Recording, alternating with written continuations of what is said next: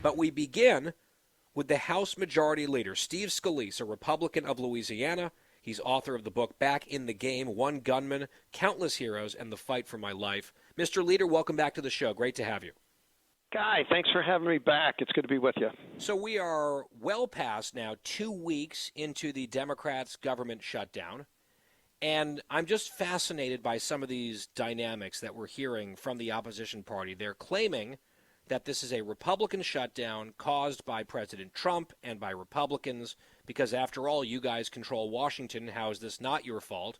But then they're also saying, well, we're fighting for these issues, and that's why the shutdown's happening, and we won't compromise and we won't budge until the Republicans fix the health care problem. That is also a Democrat-created problem. So they're like, it's a Republican health care crisis and a Republican government shutdown, but we created the health care crisis and we shut down the government to deal with it. I just can't quite keep track of it logically. Yeah, Guy, and that's because there is no logic. And this is what Democrats do. You know, they create havoc, they create chaos, they wreck things that work well. I mean, you know, look, we had an open border. Donald Trump came in and fixed that because, as he said, we didn't need new laws, we needed a new president. But then if you look at the tax policy, it was about to expire and every family was about to get a tax increase, and Republicans staved that off. Every Democrat voted no. So every Democrat voted against fixing the problems that they've been creating. But Obamacare is the health care of the law. Let's make no mistake about it. And it was all Democrats that voted to pass Obamacare, and premiums have gone up over 80% for families on Obamacare. And so, you know, they want to talk about health care. Well, there's a lot of things we can do to lower premiums, and it doesn't include propping up the failures of Obamacare. By the way, on that point quickly on Obamacare, because you were there for that whole legislative battle, I was very much involved on air and online and writing about it at the time. And one of the things that we were arguing, all of us on the right, if you pass Obamacare, people will not be able to keep their health care plans. They will not be able to keep their doctors because they were saying no matter what, that would always be the case. We said that's not true. Millions of people will lose their doctors and their arrangements. They said that's a lie, but we were right. They also said the national cost curve on health care would be bent downward because of Obamacare. The opposite has happened. They also said, remember this one? Families, the average family would save $2,500 a year, I believe, was the claim on premiums. You just talked about how there have been double-digit increases in premiums. Then they had to pass like this emergency patch over the problem, like a Band-Aid on the problem during COVID because things were getting so bad. But they said it was temporary. They didn't want to make it permanent because it was too expensive. And now I guess after all of those disasters and all of the problems that they exclusively have created with their policies, they're shutting down the government to try to force you guys to clean up their problem. It's bizarre. That they can trick and fool the American people into thinking that it's our fault. And everybody knows what's going on. I mean, everybody knows that Obamacare was a Democrat-created system. And, in fact, with all the problems it has, you know, I agree it's got problems, but it's problems created by Democrats, and they've never wanted to work with us. By the way, Guy, we had a provision in the Working Families Tax Cut to lower premiums on families. In fact, the CBO scored it would have lowered premiums by 11% for working families. And it was Democrats in the Senate. It passed the House. It was Democrats in the Senate who fought to get that provision removed because they don't care about lowering premiums. They want to bail out insurance companies. They want a single-payer health care system. It's been a religion, a cult religion of theirs since they created Obamacare. And so, you know, you go look at what was in that bill, it would have saved about $3 billion for families in lower health care premiums. And Democrats fought to get it removed. So, you know, there are a lot of good ideas, association health plans and, you know, health savings accounts, a lot of things that'll give families more options to go back to what they promised that they lied about. If you like what you have, you can keep it. And as you pointed out, millions of people lost what they had and liked. We want to get back to those days where you and your doctor, patients and doctors, make healthcare decisions, not government bureaucrats in Washington. And if you want to have a conversation about how to do that and what needs to be fixed and what sort of premium subsidies might be appropriate or not, that's a worthwhile debate. I think I would come down on one side of it, but have those negotiations, have those discussions, but you can't do that while you're holding the entire federal government hostage with a multi-week shutdown, especially with troops about to miss paychecks. That's just not acceptable. And that's not me talking, Mr. Leader. You know this. This is the Democrats' own standard from previous Republican shutdowns. We'll have those conversations, guys, about health care or whatever, but not until the government is reopened. That's what they all said with one voice. And now I guess the response is, never mind, we're going to do it anyway because they've got a political problem on their left. Their base is angry at them. They want to fight and a resistance against Donald Trump at all costs. And this is the way it's manifesting. And today in the Senate, they tried again, by the way. This was the 10th vote to reopen the government, 10. And the Democrats filibustered it again to keep the Schumer shutdown underway. One of the Democrats who's been voting with the Republicans, though, Mr. Leader, is John Fetterman of Pennsylvania. A handful of Democrats, this has been a bipartisan effort, by the way, to reopen the government. Members of both parties have voted for this bill. It's a clean CR. A majority has supported this all 10 times. But in the Senate, you've got to get to 60. You got to overcome the filibuster, and the Democrats are sticking together for the most part with the filibuster. Here is Senator Fetterman just last night. He was on a televised forum at the Kennedy Center telling the truth about what's happening here, Cut 32. That's why shutting the government is really what the Democratic Party wants to do. And I follow country, then party. And it's the wrong thing for the country in a period of chaos. I refuse to vote to shut our government down. I absolutely would love to have...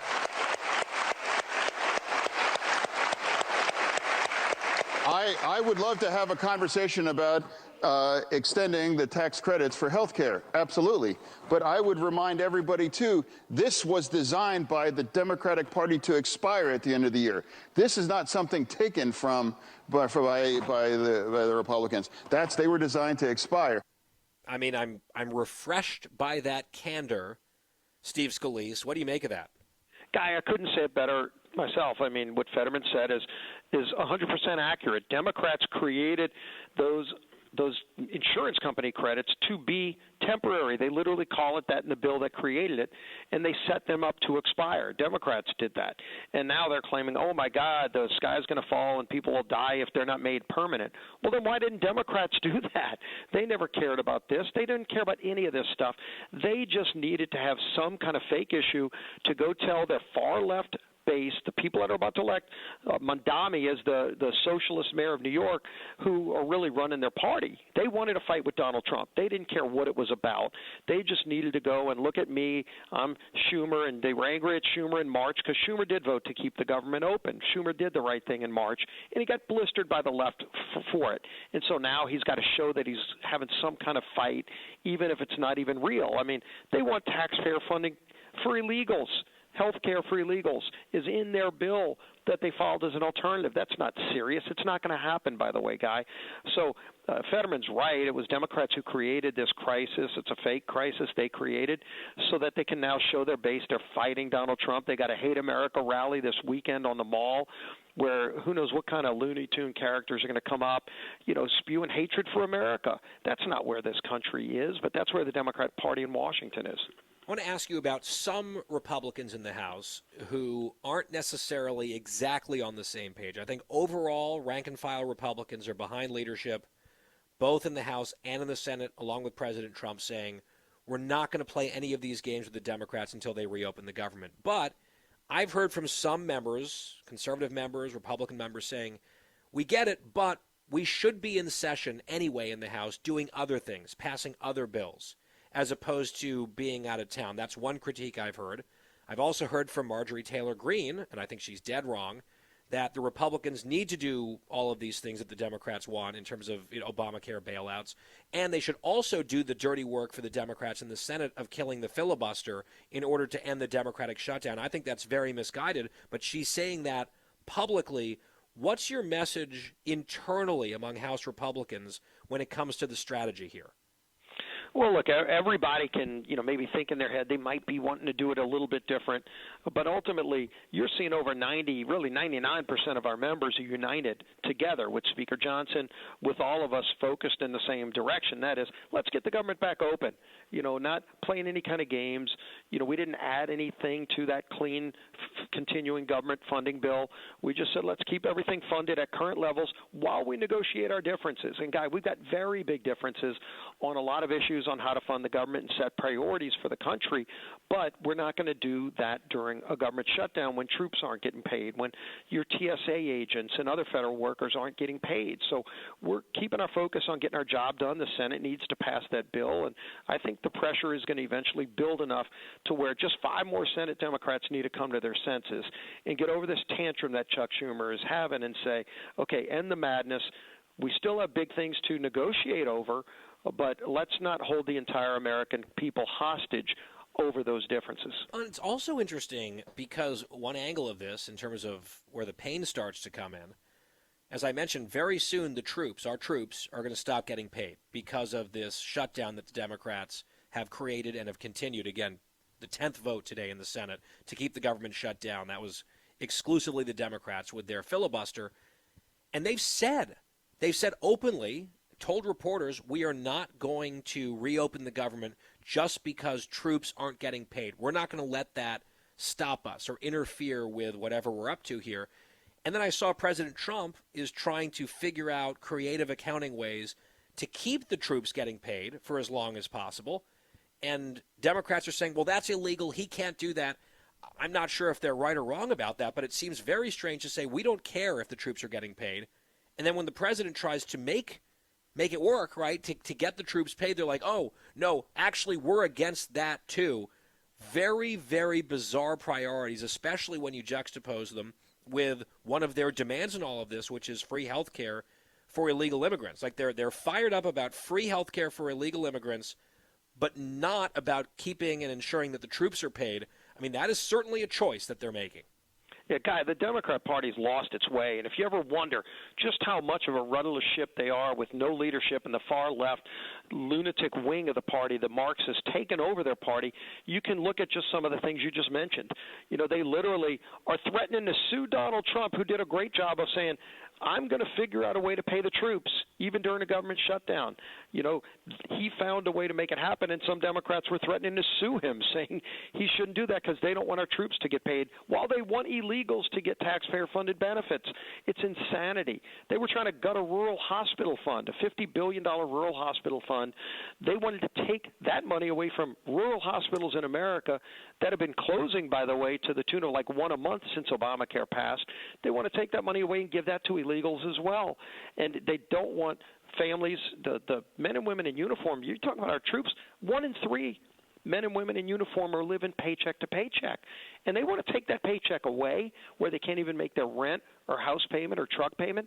This is where the Democrat Party is. We know they're the defund the police party, Guy. They want to defund the police. Now they want to defund the military. I think the American people are seeing in scary view just where the Democrat Party has gone off the ledge. I want to ask you about something that aired on CNN. Harry Enton is their data guru. He looks at all the polling, and he has seen an uptick in Republicans' chances, at least based on the surveys, the public opinion data, an uptick in Republicans' chances to retain control of the House of Representatives after next year's midterm elections. I know we're still a year out. It's a lifetime in politics. All of this is subject to change, but also kind of interesting. There are certain historical trends to keep an eye on. Here's Harry Enton in Cut 35. Listen. If you go back 6 months ago, you go back to April, Cape Baldwin, what were we looking at? Well, we were looking at the Democrats with a very clear shot of taking control of the U.S. House of Representatives, according to the Kalshi prediction market odds. We saw them in an 83% chance. But those odds have gone plummeting down. Now we're talking about just a 63% chance, while the GOP's chances up like a rocket, up like gold, up from 17% to now a 37% chance. So we'll look like a pretty clear, likely Democratic win in the House come next year. Has become much closer to a toss-up at this point, although still slightly leaning Democratic. Guys, that's based on these prediction markets, but that's, of course, informed by data and public opinion and other trends. What do you see there? Why do you think things might be changing and trending towards you guys? Guy, the American people want competence and just sanity in government. Common sense has finally returned when Donald Trump came back to the White House, when Republicans got the House and Senate combined. You saw us focusing on family issues. How do you help put more money in the pockets of families? We prevented a large tax increase by stabilizing the tax code. We secured the border. We brought safety back to communities. We're producing more energy. We put that in the working families tax cut. So now you go to fill up your car, you're paying less at the pump. You're paying less at the grocery store. All of those are things that really matter to families, while Democrats are just catering to the Marxists, the socialists, who want government-run grocery stores, who want to defund the police, who want open borders. They're out of touch as a party with the American people, and that's why we're going to grow our majority next year. And so we're going to keep doing our jobs. I mean, look, there's hard work ahead. President Trump, even in the shutdown, just delivered world peace. Middle East peace is something that's been a lofty but unachievable goal for presidents for decades. And Donald Trump just achieved that.